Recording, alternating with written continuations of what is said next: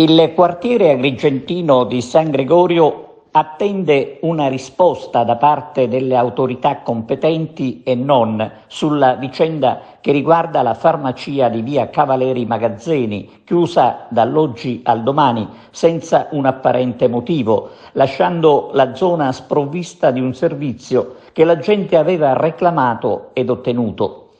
Da un anno la farmacia di San Gregorio è riuscita a soddisfare tutte le richieste dei cittadini che si sono rivolti ai titolari senza bisogno di recarsi in altri posti, lontani e difficilmente raggiungibili, dove parcheggiare diventa un problema.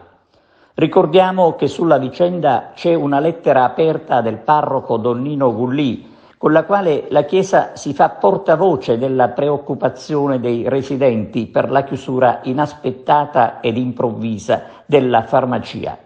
Noi abbiamo cercato di saperne di più, ma ci dobbiamo fermare alle indiscrezioni raccolte perché di ufficiale non c'è purtroppo nulla. Finora nessuna delle istituzioni cittadine ha sentito il dovere di diffondere qualche comunicato per spiegare i motivi della chiusura che sarebbe legata, a quanto pare, ad un provvedimento dell'ASP di Agrigento che avrebbe portato ad abbassare le saracinesche della farmacia.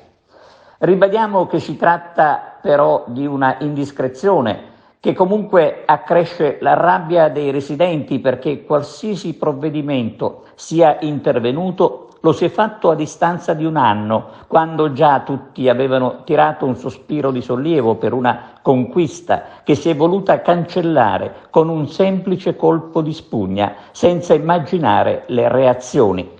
Chissà che il cartello sociale, attento e puntualmente accanto ai cittadini per denunciare le carenze che fanno di Agrigento una città a perdere, non debba occuparsi anche della farmacia di San Gregorio. Un'altra battaglia, insomma, per smuovere le istituzioni a dare delle risposte, quelle che la popolazione di San Gregorio attende e pretende.